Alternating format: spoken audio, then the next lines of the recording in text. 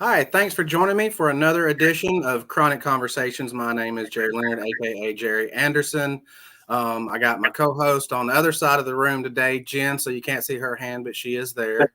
You can still wave. Can you? Oh, you can't see you wave. But if you heard that wind gust, then Jimmy Allgood waves back, and I'm sure everybody watching is waving as well.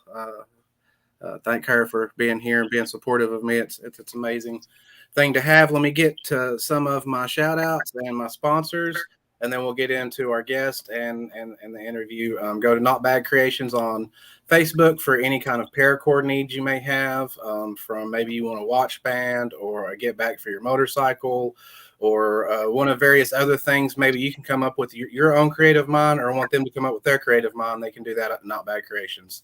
Also, Thompson's personal training for all your personal training needs. He is certified and ready to help you out right now. Also, check out Jesse's Resale in Rossville, and we'll get now to our guest. I'm very excited to have him here, fresh off his new signing with his record label, Mr. Jimmy Allgood. Jimmy, thanks for joining us, brother. Hey, thank you too, Jerry. How you doing, everybody? Hope everybody doing okay out there. Thank you, Jerry, for having me on your show. Yes, I'm sir. very excited. I just did another podcast the other day, and it was crazy. But I'm proud to do many podcasts as I can to get the name out there more. Like I say, I just signed a major record deal with Fever International Music Group out of New York, and my EP just dropped on March the 26th. The WPTP 100.1 FM radio sponsored my whole album release and my signing in front of the press. So that was amazing, with a live performance by me and one of my special guests, Denise Dave. So it was magnificent, bro. Like it was everything that I ever wanted. You know what I mean? Right, and I got to see the pictures. Let me just give a shout out to Shelly King Jr., who is an amazing photographer. Yes, he is. Yes.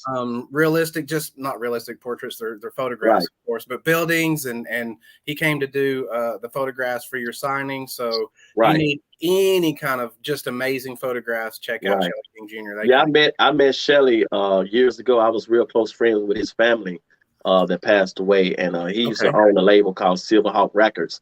And he was a executive producer and record label, and he passed away a couple of years sometimes. But we worked together, and Shelly used to follow me everywhere I went, and took all my photos, all the shows I've done. So yeah, Shelly's a real good person, real close friend of mine. Also, him and his wife, Cece, and she's a singer also. And she's very good at photography too.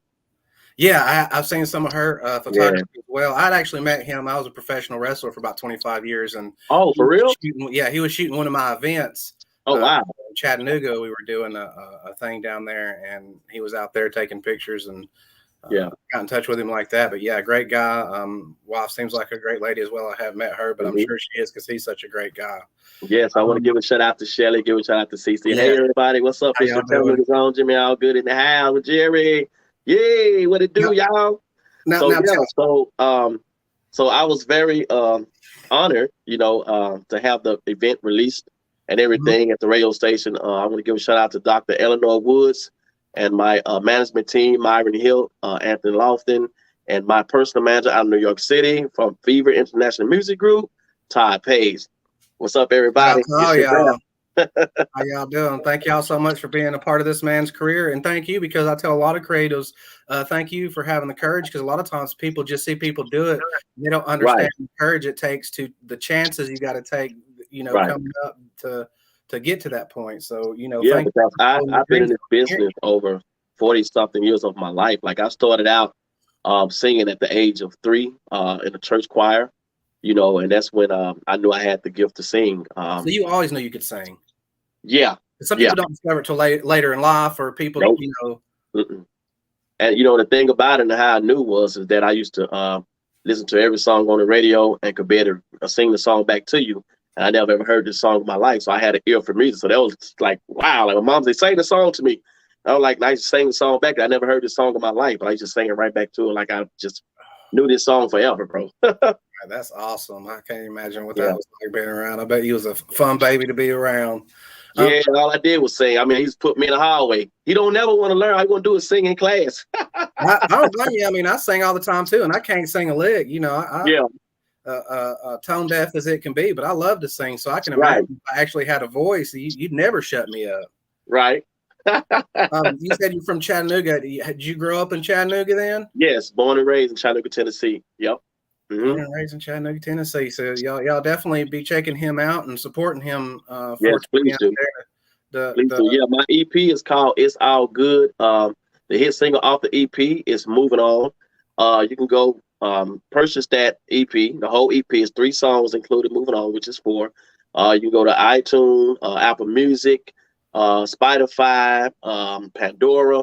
I mean, all my music. And the thing about this album, this EP, is that I have a variety of different things that everybody can relate to. Like I have ballad, "Moving On." Then I have "Crazy Love," which is a mix of reggaeton and and me singing, so it gives you a different feel.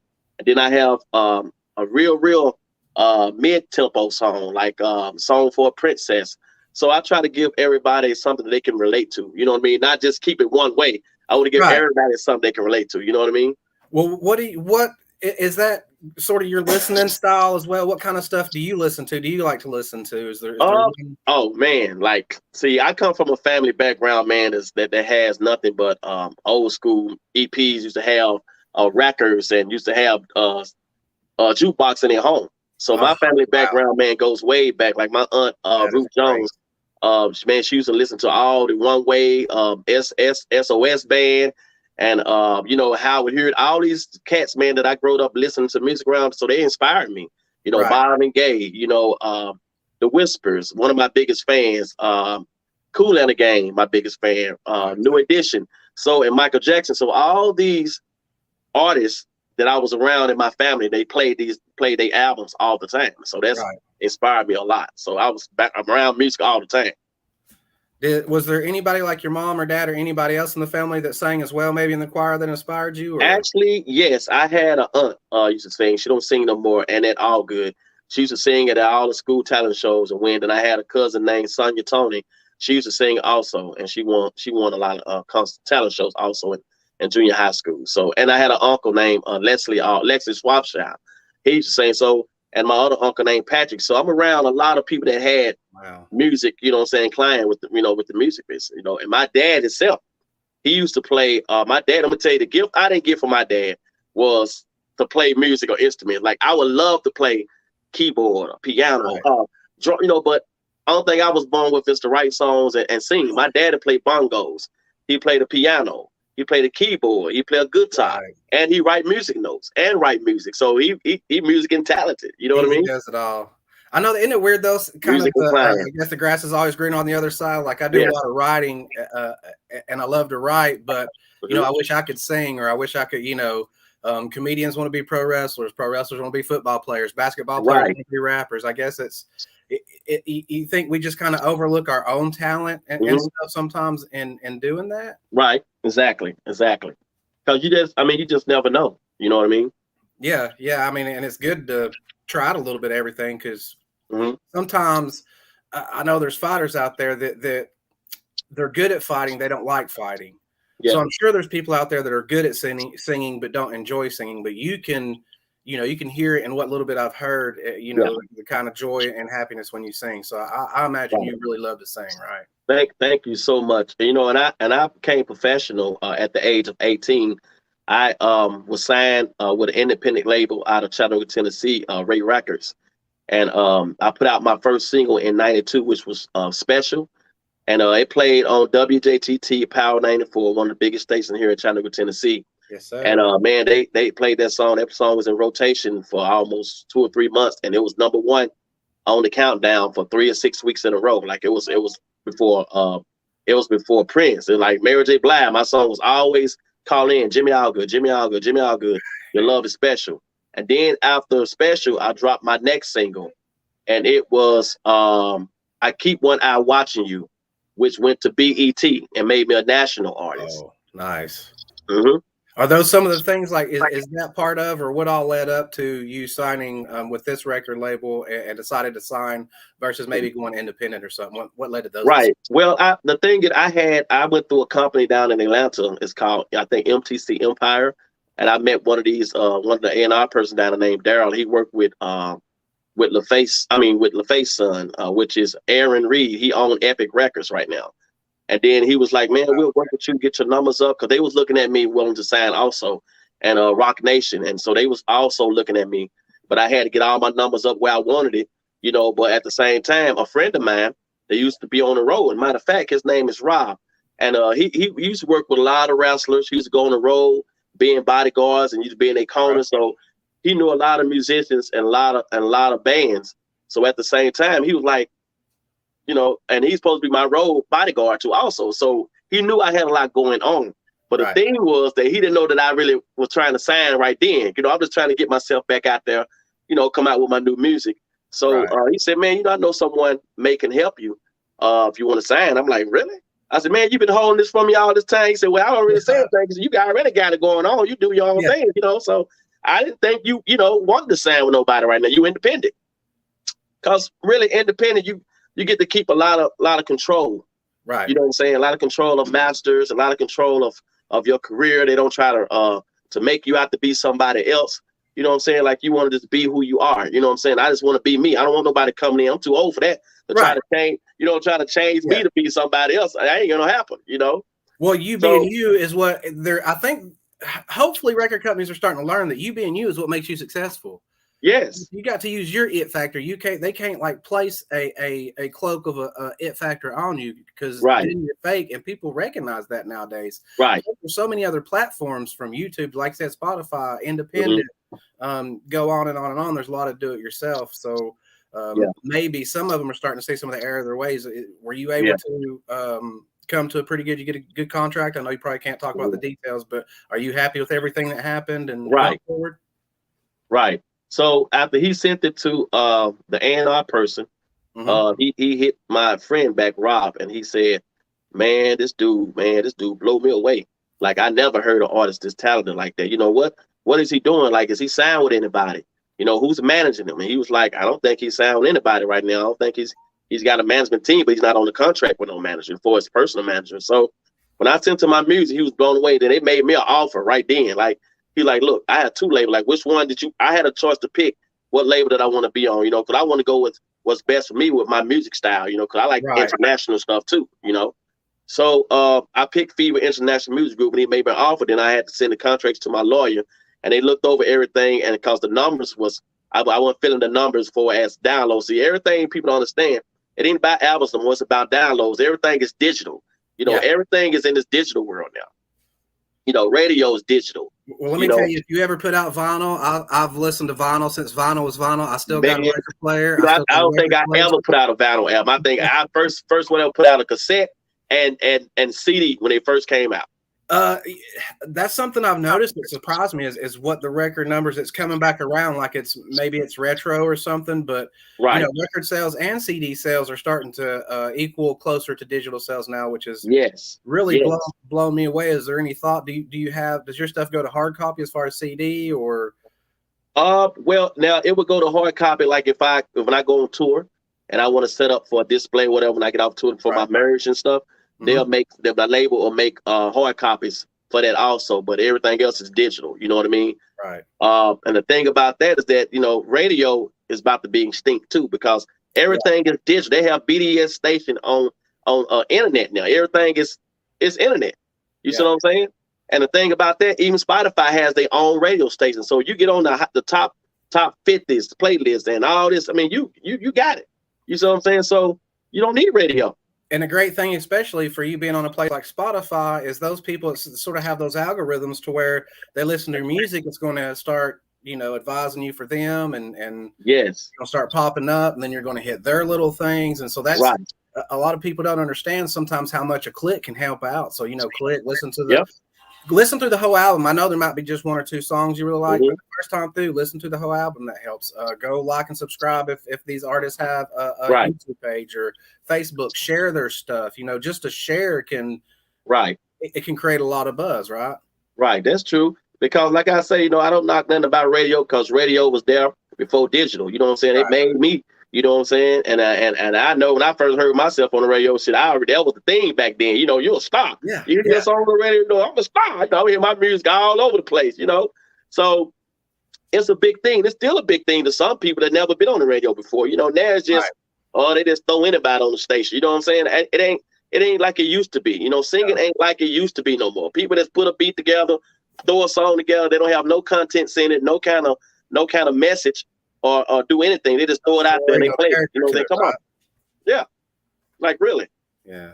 What happened to the real music? The real old the soul R&B music. With all entertainment, I think even with pro wrestling, because they don't want to see wrestling anymore. They want to see people do flips and all these other things, which is fine. It evolves. That's what people want. You got to give the people what they want. But exactly, it's part of our microwave society. You know, people want food. They want it right now. If they, you know, a 5-minute meal takes 6 minutes, you know, you complain to the manager. If the microwave doesn't get your food hot enough the first time, you're mad. Right. And cussing. So everybody wants everything right now. And those short attention spans where some of the more old school guys like us, like we like to, I like some old jazz. Like I use some of those jazz records. You can for hours, you know. I like jazz. I like Kenny G. You know, I like all this music, man. Like I used to listen to his music all the time because it gives me, you know, an idea of forming things. Like when I listen to a lot of the other singers, the older singers out here, I go back and listen to, all these older singers out here, and it gives me that feel, that inspiration. When I write songs, I put that. When you write, I put soul in my writing, and that's what a lot of people, when they listen to my music, man. When he writes songs, it brings me back to that old classic, you know, that old school feel, and that's what we miss, and that's what we're trying to get back, and it's coming back. It's coming back. And it always does, you know. Bell bottoms came back around. Yeah, black bullets come back around. Yeah, all kind of stuff's come back around. You know, it's about time for the 90s. I'm definitely ready for it. Right. So I'm excited, man, about my journey. You know, with this new label and the management. Todd Page, he works his butt off, you know. That's what you want. You know, what I like about the label, before I even signed at my release, they was already working in my favor. They was showing me that, look, this is what I can do. You know, I'm gonna prove to you that we want you, and we're gonna work hard for you. We're gonna put you on every platform. We're gonna put you out there and work on your website. Everything that I was missing, they came in and took the place and got it done for me. You know what I mean? So I was thankful for that. Because that's it. It takes a lot of time, you know, to produce one album, one song, one podcast. There's so much work that people don't understand when it comes to social media and research and everything. That if you have any kind of team around you, I have my beautiful wife. She is my team. She's amazing. She does as much as she can, but you know, it's just me and her. It's I can't imagine how much easier it is or less stressful when they have taken some of that stuff off your plate, so you can focus on what you need to focus on is the music and your performances. What's it like? Because I always tell people, no matter what creative art it is, it's always better to go see live. Tell people why they need to not just download you on Spotify and stuff, but I know you got some concerts coming up like in Vegas and other places you've been talking about. Why do they need to come see you live? Right. I will be in Las Vegas on May the 21st. I have a concert through there with some amazing artists coming from all over, even from Philippines and all that. And I'm great to be working with my promoter over in Las Vegas, Ariel, and one of my other promoters on Vow TV Network. She worked with CW. She worked with Floyd Mayweather team. So I'm very excited to be over in Las Vegas. I mean, like I go to Las Vegas a lot and perform. I was out there to perform on Motown stage with Sherry Gordy, which is Barry Gordy's daughter. And I was out there for weeks and weeks at a time. So, man, it's been Vegas is like one of my homes, you know. So I love it.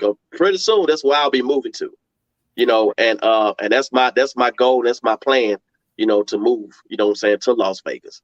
Right. And but you can also, like I say, I have a tour that I'm trying to put together. Well, my manager's putting together, but I have to find the right musicians, the right backup singers. You know what I'm saying. So what I'm doing is formally, like I don't want a band like they can say, okay, we're gonna get you a band yourself. It might not be the band that's fit me that I want. So they want me to build a band up from ground up so I can have trust in people and they can know what they're gonna work for and get paid for. And people don't understand it. Like, I'm not gonna pay you to come to rehearsal. You know what I'm saying? I want not. If I had a band fully already, and then that's different. But when you building a band from ground up under my name, It's All Good Band, then we're gonna work together. We're gonna build that relationship and have somebody watch my back.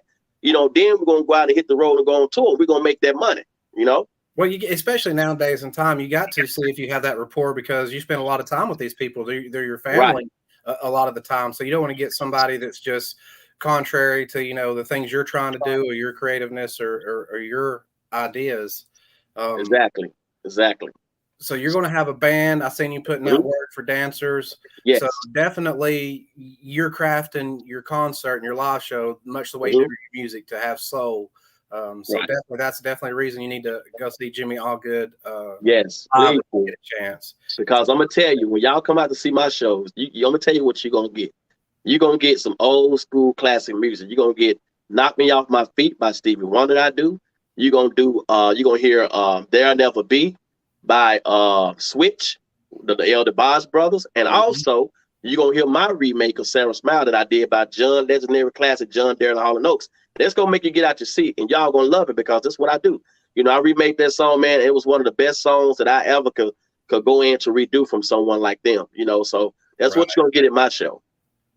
Yeah, it sounds like it'd be a really good time. Hopefully, you'll be around here. Hopefully, we'll get a chance to yes, get out and see you. It's funny he's talking about Mayweather Camp because we work with, they might be going through name transition, 4611 Boxing Promotions, K-South Boxing Promotions put on some fights for Chattanooga and a couple of their guys, Avis Underdog Griffin, shout out to him, and Cleo MCM are both training out there Mayweather Camp right now. So shout out to them, Kevin. We will be out there in St. Louis June 10th. I will be doing the with Joseph Too Fast, Too Furious, Francisco. One of my favorite fighters and also a hometown boy. So if you love boxing and you get a chance to go see yes, I love boxing. Yes, I love wrestling too. I was a big fan of wrestling. My grandmother, my granddad, and my cousin Sequoia, Tony, we used to wake up every Sunday morning, Saturday morning when it's be on USA, and we watched wrestling right along with Kung Fu Theater. We used to watch every man. Hey, we watched that all the time.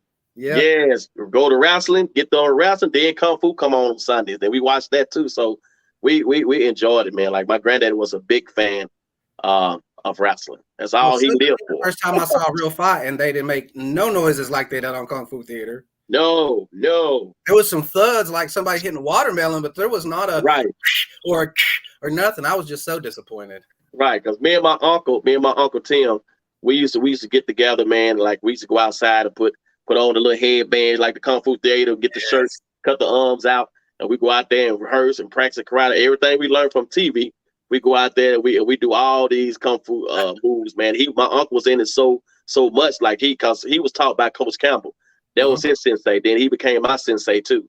And then we all worked together, me, Tim, and man, it was just amazing. Like we used to act that. My granddad said, "What them boys out there doing? They out there act like they on USA karate." Fun stuff too. Yeah, it's man. So it's been, man. The world have changed so much, and like what I'm trying to do now, because I do things with the youth and I talk to people with and kids and stuff with gun violence and gang violence. So that's why I get rewarded for what I do. Just like I got this beautiful confirmation from the mayor, to have my own day, in Chattanooga, Tennessee on March 26th, Jimmy Allgood Day, and that's a big accomplishment, for my mayor to me. So I'm very thankful for that. You know what I mean? And that is man. So that's I'm grateful for that. Yeah, it's awesome when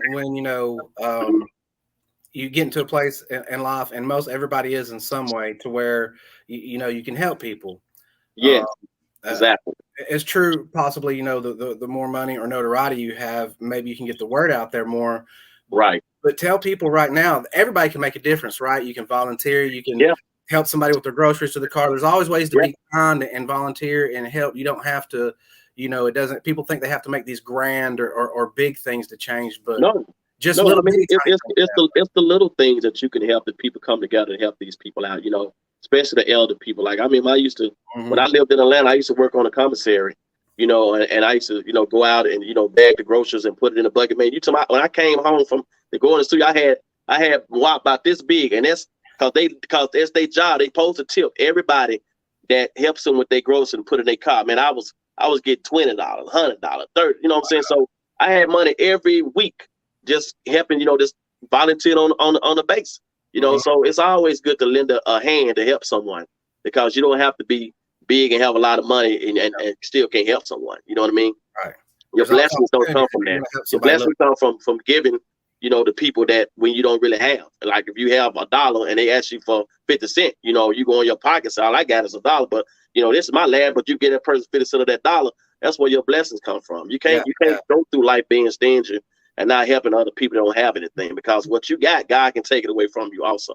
Right. And whether you believe in karma, God, whatever, the saying goes, you can't outgive God. So if I got $1 in my pocket and you ask me for 50 cents, I'm going to go ahead and give you that $1. Right. Because I know. Right. But that's what I do. Like I see the homeless man and they be out there and I don't care what they do with the money. They could be a millionaire. But one of those homeless person out there could be an angel that God sent just for that reason, to see if you're gonna give that person something. I see them all the time. I have here you go, here you go, here you go. Get you something. I don't care what you do with it. Once it leave my hand to your hand, then that's yours. But at least I know that I gave something. Yeah, I'm blessing you. After that, it's your responsibility what you do. Exactly. With that. Go buy your thing of night train. Go buy you a couple of beers or whatever. But that's on you. But if I get you food and that's what you need to do, then that's what you needed. And I'm glad you got the money to do it. Right. You know what I'm saying? I gave you what you wanted. That's what you want. I lended it to you. I gave, hey, you go, you can have it. Because it ain't nothing to me. You know what I'm saying? Like I remember one day, this is a story. I used to have anxiety real bad. Mm-hmm. So one day I was on my way to Brainerd Road here, and they'll get me something to eat. And I seen this white guy was in a dumpster, and he had his shirt off and had on Crocs and shorts.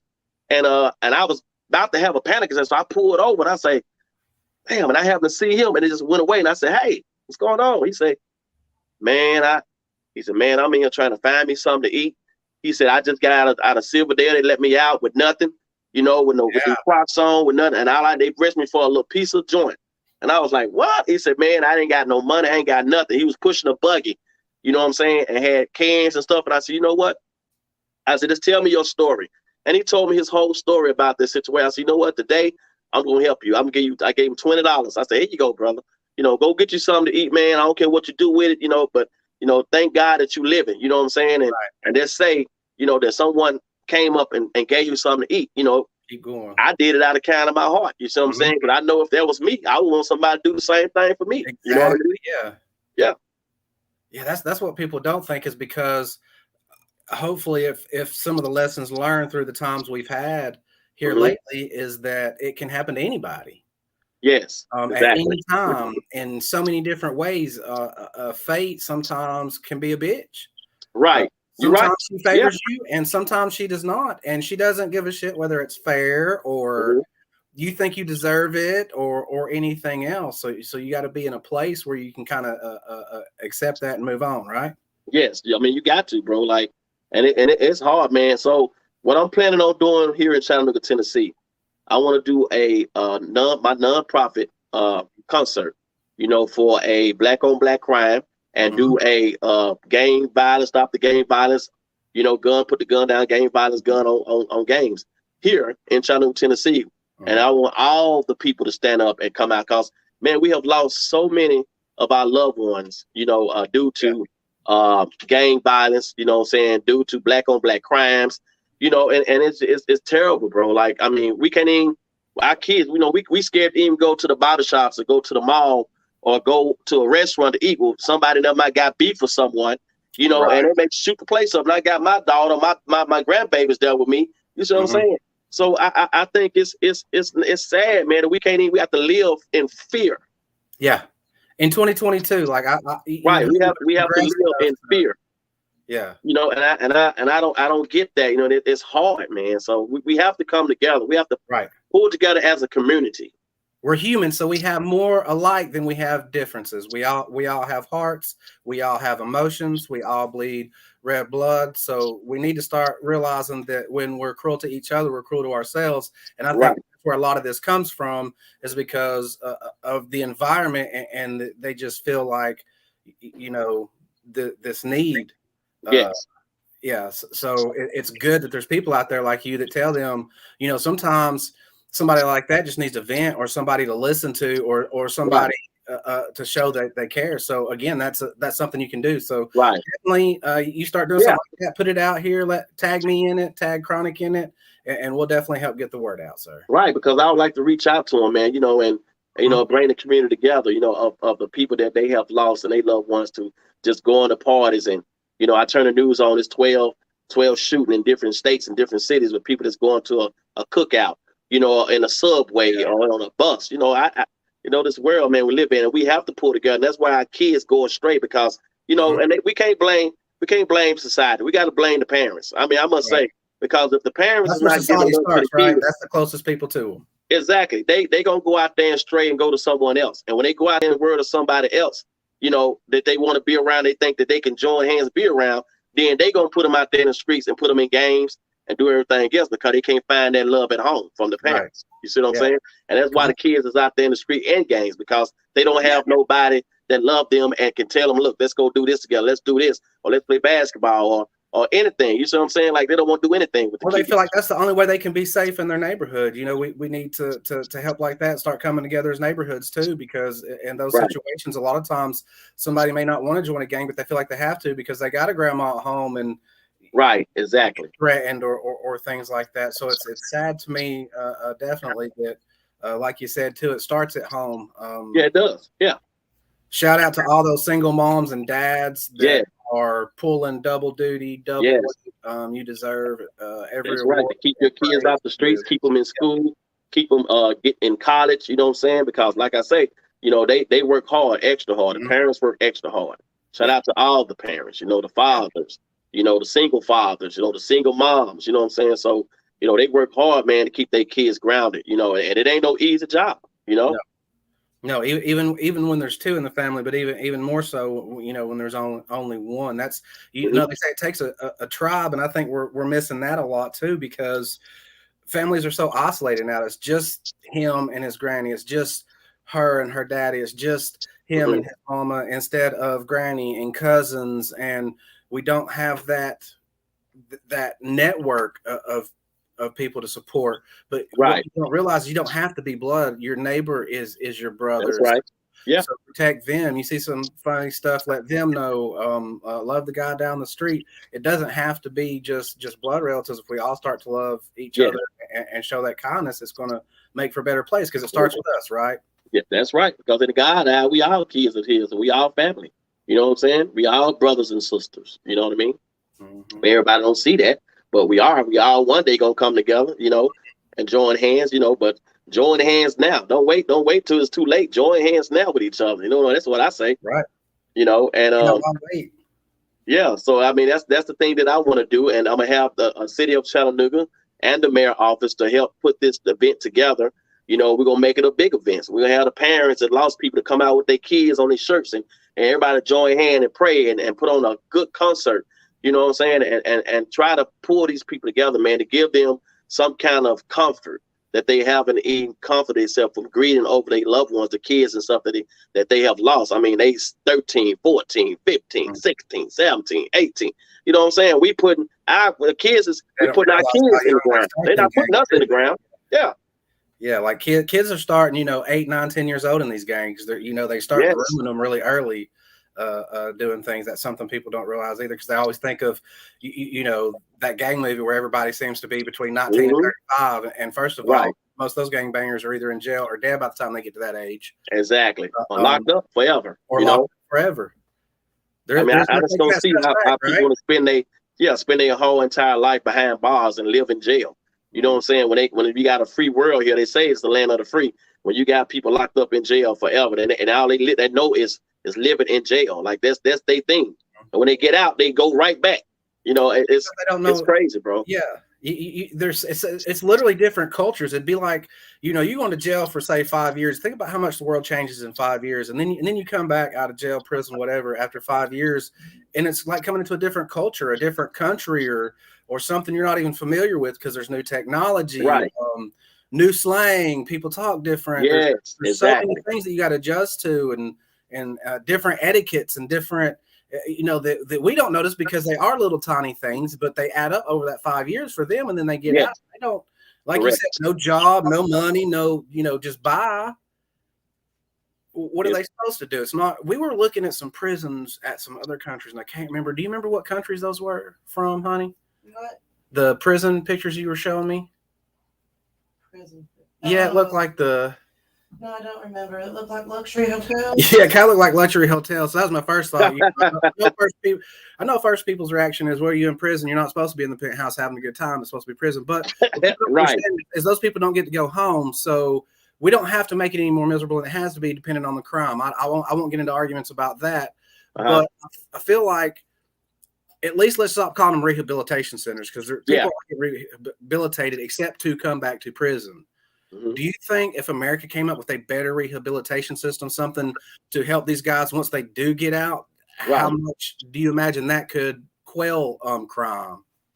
I mean, I think so. I think if they build something better for when the inmates get out to start a new life, instead of putting them out there right in the world, and a lot of them, they decide, well, I don't want to be out here because I don't have nothing to do. You know, I think they need to build something better for the inmates when they get out, so they can have something to go to. You know, it's hard for them to find a job, because they what they got on they felons and stuff like that, or they was in the what is called the federal joint. So I mean, everybody deserve a fair try. Everybody deserve a fair chance to be out here and I mean, I ain't gonna say people can't change, because people can change. I'm not gonna say that. People evolve for the good or the bad every day. Like, the only thing that stays the same is change. You may not realize it, but just anybody take a moment to look back at yourself last year, then think 2 years ago, then think 5 years ago, then think 10 years ago. You wouldn't even know that person if you met them. Nope. But because people can change. We're not perfect. We are not perfect. We're gonna make mistakes. What we want to be. Yeah, every time you wake up, that's a whole new, fresh, brand new day that you didn't die that night, that you woke up, you have a life, you at least alive right now. You may die later today, but do what you can to live that life until then, right? Right. Rehabilitation. Come on. I mean, it can work. It can happen.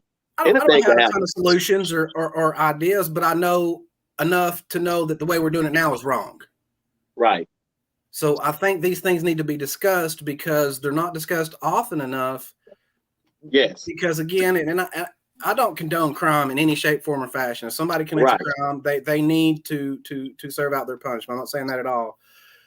But once that stops, again, that's a part of a past that's dead. Let that person be the person they are now. And when we don't do that, that's then we're the one that's kind of enabling them to stay in that cycle, to where they just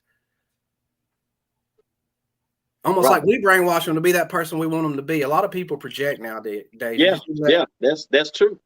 And on top of that, we're dealing with COVID.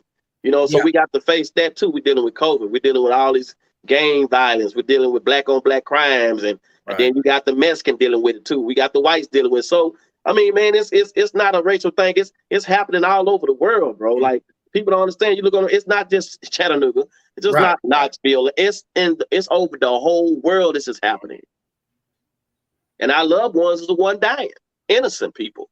Yeah. That's the sad thing is all the innocent people that have done nothing, that, like you said, get caught up in the middle. Whether you're out at we have a mall here called Hamilton Place, where stuff goes down, and then you hear sometimes what the beefs were over. That's something else that I just can't wrap my head around. I know there's some silly things we fought over when we were what you looking at, and what'd you say about my mama, and there was times when we might get a little trigger to snap, but it seems like people are just ending people's lives over the most trivial things. Over anything. You step on my shoes, I'm gonna shoot you. Yeah. You know what I'm saying? You look at me the wrong way, I'm gonna shoot you. Man, when the last time we couldn't look at each other? Right. Come on. Yeah. It's crazy. Like, over petty stuff. Real gangs don't kill people for no reason. They kill you. They only mess with you if you messing with their turf. If you cross their turf or you cross them, that's when they fire back. They just don't go out and kill innocent people, man. No. And old people and kids. They don't do that. They have to get money. Yeah. You stop their money flow, they gonna get you. Yeah, and it's I mean, the real gangs is in New York, Brooklyn, and all places like that. They don't know nothing about no gang. All these young people trying to get in gang, throwing up gangs, saying, what do you know one thing about a gang? A lot of them are playing gang because exactly. It ain't in it to kill nobody. It's in it it's supposed to be a thing to get money. A community thing but among themselves. It's not out here. They not out here to shoot everybody up. That's because you say, I'm with the blood, I'm with the Crips, I'm with the six Crips, I'm with all this. No, it don't happen that way. They're handing out turkeys at Thanksgiving, right? Right. I mean, even in the art of war, Sun Tzu talks about you got to have your community behind you to go to war, and those people go to war all the time. You want your community behind you. You don't want your community to hate you, because then you're going to be holding them to come together and push you out. So yeah, it doesn't make sense. People think that it's just all shoot them up. Same thing with the mob and it's like the mob, the cartels. Yeah, same thing. Yeah, it's you don't just. You can't just kill somebody because you're offended. Like, it's a business decision. Like, is this going to benefit? It's thought out. Like, they need to die. And it was always all about business, man. Yes, when it comes to gangs and mafia and stuff, it's all about messing up their turf, man. When it comes to business that they handle, they ain't out here just killing people for no reason. You know, they're just stupid. You know, you taking an innocent life for a reason. You get short $20, they gonna shoot you. You know what I'm saying? You step on shoe, they gonna shoot you down. They look at you wrong, they gonna shoot you. So then then they got this crap with all these women. They get crazy about these girls. I mean, who gonna take a life over a girl? It's, you know how many women's in this world? Thousands and millions. But you go crazy over one girl. That's stupid. That's childish to me. Yeah. So it's, you know, some of the things, like I've heard of even somebody saying something about somebody's car, the color of their car, and they're shooting out of it because it used to. Well, I grew up in a sarcastic family, and the hoods where I grew up, we shit talk. We did what was called jugging back in the day. It was way before there was. We used to do it too. Yeah. Before there was, we used to jug all the time in school, at home, on going to the bus stop.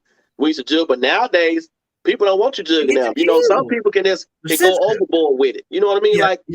Or you take it a little too far. You know what I'm saying? Everybody don't want to be jugged at all the time. It causes problems. It causes a fight. It causes somebody to get killed. Like, don't nobody. I might come in and have a bad day, and then you want to start jugging around people, then make me look bad. Dude, I don't want to hear that. That's what's gonna cause a fight.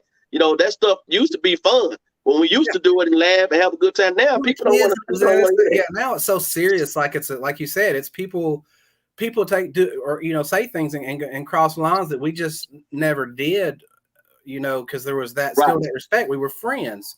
But now people are trying to be trolls. That is their intent now. It is exactly my point. Trigger you, and so the intent behind it has changed. Like, you know, before, and you know, I still have friends. We still jig with each other. Because I have brothers that does the same thing. They jig with each other all the time, you know, and stuff like that. But like you say, sometimes you got to know when to stop. Yeah, know when to stop and know your audience like anything else. Like, we just met today. If I started jugging you or you started jugging me, that'd be weird. It'd be awkward. It's not socially acceptable. Right. Now we run into each other at a bunch of concerts, do a bunch of podcasts. We get that kind of relationship, start doing it on the air. Yes. In a friendly way. It's going to be okay. And that's the thing too, is people just want to pop off at strangers and say shit, jump into their conversations at the mall, and it's, I don't know, where I grew up. I grew up in kind of a stay in your own lane neighborhood. And as long as you did that, me too. Yeah, right. You stay in your lane, I stay in my lane. I don't hear nothing, say nothing. We good, right? But nowadays, it's almost like we have a generation of tattletales. Everybody wants to tell on somebody for something. That's why we have the cancel culture. Like, we're going to cancel you. We're going to take away everything you have because you made a mistake as a human. And we're not going to give you a chance to evolve or learn for that mistake or become a better person. We're going to go ahead and shut you down. It's like we've become so negative. Do you think there's any way to pump up? I know your music's got to, because it's got that feeling within it. What other things can we do to bring back some of the positivity and the love that we had like growing up? I think I always thought, man, that music is the key to success. It's the key to the soul. The key to relaxing, you know, and the key to just going in deep thoughts. I mean, I think if some of these rappers out here will rap about something positive, you know, to send message to the kids, something positive, and they rapping in their lyrics, you know, I think it'll change a lot, you know, even with songs, you know, all sex and songs and stuff, you know. I mean, you don't have to be taught it no more. You can watch it on TV. You can watch it on your cartoons. You know, you can't even hide stuff from your kids. It's right here in front of you. On YouTube, it's on the internet. Yeah. It's everywhere, bro. Like, it's magazine between the sheets, or you could. Right, exactly. So I think, you know, the artists today need to start writing about positive things and selling it. But they want to write about hard things because they say people want to hear that, but everybody don't want to hear that. You know what I'm saying? Because we already have enough hate going on in the world, then you writing about stuff, and then people go out here buying it, downloading it, and they go out here and think they can do the same thing. Right. It romanticizes. That's not a positive message to the world. Period. And it romanticizes it in a way that people don't get a full understanding of the whole situation, and that being in the gang is more than just wearing certain colors and having a cool gun. You got to work. Exactly. They don't know nothing about that. And He's driving a Benz. He's driving a Mercedes. Yeah. He got, man, half of that stuff they got be rented. And I have talked to famous people, and they told me, man, people, it ain't what you think, it's how you do it. You see what I'm saying? We go out, we think we're gonna go out and spend that much money on certain things, and we went, but man, it's about showing what you got. And people believe anything they see. Right. You know what I'm saying? Rappers was doing this stuff for years to come, was renting cars out, renting Lamborghinis, renting big time mansions, and they were still living in hotels. Yeah. You know what I'm saying? Wasn't making no money. Cause I performed back in the 90s with groups, man, that they were selling platinum albums. And when I was at the hotel, they wanted to sleep in my hotel with me. Yeah, taking food off the green room tray to put in the. Yeah. I say, Can I stay in your room? My man's like, no. We're like, you Daisy Duke. You know what I'm saying? You supposed to be you, man, platinum album. Why you ain't got no room? Right, yeah. So the business, man, is tricky now. You know, you can go do anything, make people believe. People throw fake stuff on Facebook, houses and shit. And if you ain't got that house, you know what I'm saying? Why perpetrate? Right. Eventually they gonna know if they come to it. You know, I mean, people do things, man, just to make a scene. You know what I mean? To get followers. Impressive. I think that comes from a place of insecurity because my thing is I care more about your character.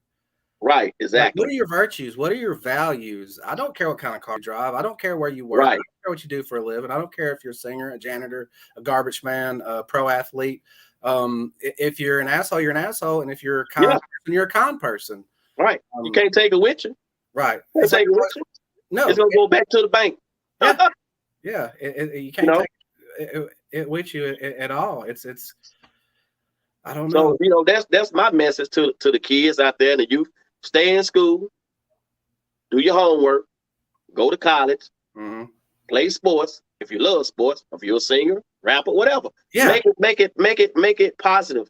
You know, make it worth your while to create stuff that you want to do. You know, and work hard at, because I've been doing this since I was 18 years old, and I'm 49 years old, and I never gave up. So you never too old to make it anywhere when it's your time. God have a time and place for everyone. Right. You can still rap about your hood without rapping about shooting somebody or something else. You can rap about, I came from this area where all this was crime, but I'm still out here doing this thing because I wasn't gonna get caught up in that. And you know, you talk about the story of making it through those things, because people that are still there need hope, because hope is what brings them out of those kind of places, right? Right, exactly. It does, man. If we come together, I know we can't heal the whole world, right? But parts of the world we can. You know, it's bringing together 100 people, bringing together 1,000. You know, and it takes one to bring together 1,000 to 1,000 to 2,000. You know, so. I mean, so we can all, you know, have to start somewhere, bro. Like, and it's just what it is. We have to start somewhere, and it's just what it is.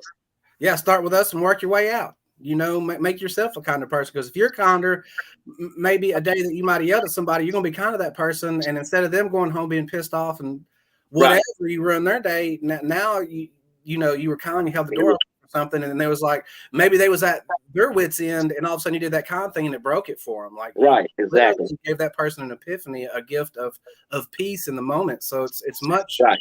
You're gonna feel much better. You're gonna sleep much better at the end of the day if you're doing things like that than putting in work. Because if you've ever done anything, you know the feelings that come with that. It's not cool. It's not exciting. It's terrifying. It's you feel shame. You know, there's a lot of things that they don't tell you that are going to come with that you're doing. They don't tell you about that because you're just hearing the romanticized parts or the fun. Right. Exactly. And I'm thankful to just, you know, be able to do what I love to do, you know, and share it with the world. You know what I mean? And be able to travel the world and see places I've never seen before. Because I mean, everyone wants to travel, you know, and I think that we put our minds together, man, and work hard. We can do a lot of things, you know, to help each other out.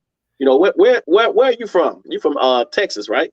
I'm from Chattanooga, Tennessee. Oh, you from Chattanooga too? Yeah, I'm all Okay. over. I've been to Arizona, Tucson. I'm all over. We're going to be in Oh, St. wow. Louis soon, but I'm actually from Chattanooga, Tennessee. I Oh, actually grew up off wow. Dodds Avenue. Oh, Dots, yeah. Know what that is. Dots Avenue, yep. So you know what I My speak neck of. of the I know what I woods. speak of. Yeah, my neck of the woods, Dots. Yeah, Yeah. East Taylor, Dots. Yeah, Wilcox. Yeah, all that. Yeah. Glenwood, all that over there in that area. Stewart Street. Right. Yeah, I loved it. I learned so many lessons, and what people don't understand is there were gangs around where I grew up. Yeah. I never felt pressure to be in one. Like, it's not the image you always think of with gangs. Like, they were just other kids. So I didn't feel like I'm with Tony Montana. I just felt like I was with other teenagers in the neighborhood hanging out. They were Right. kind to me. They took me Right. in, their mamas, made sure I had something to eat when they had something to eat. So I know that even though people may see them as evil, there's goodness in their hearts too. We all are men, and we all are capable of evil. That's right. We can choose to do good. If that's my lesson message from this episode, it's each and every time choose to do good. Yeah, that's true. So I definitely want to put that out there. That I have that going on also, and I do want to make that happen. And y'all make sure y'all go get that new EP. It's all good on all major platforms: iTunes, Spotify, Apple Music, Pandora. Whatever you put my name in. So a lot of people mix up. They put in Jimmy Allgood, but it shows my other music up. But my new EP with 4 songs on, you got to put in It's All Good. Moving on. So a lot of people get that confused. But yeah, y'all make sure y'all go get this. You won't be disappointed. And I appreciate all y'all support. And I want to give a shout out again to WPTP 100.1 FM radio, WJTT Power 94 Brewer Media, and WNOO, and 95 The Groove, the new Groove 93.5 Chi and Donut and Keith Landecker and Magic and Eric Foster. I love you all, and thank y'all for all y'all support that supported my career back from way 92, 93 to now to 2022. So it's been an honor. So I'm very grateful. Your overnight success. Yes. Well, man, thank you so much for taking that journey. We appreciate that, and all the good you're doing in the world. Definitely want to get that going. Maybe Chronic, we'll get together, and if the logistics work out, we'll cover that a bit for you as well, like we do some of our Balkan events. And other things. And let me thank you like I thank my other guests. I know that time is the one gift you can't get back. Once it's gone, it's gone. That's right. The fact that you shared that with me, I feel very grateful and appreciative. So thank you so much for taking. Thank you so much for having me, and tell everybody, say hello, and thank you to the city of Chattanooga. And I love y'all. Thank you. We love you, Jen. Say goodbye. Bye. But if you'll just hang here with me for just a minute, I'll cut the live feed and then we'll holler right quick before we go. Thanks everybody for watching Chronic Conversations. Check out Jimmy Allgood on Facebook, all of his everything else, Spotify, and all those other things to listen to his new music. Thanks, guys. Appreciate it, and we will catch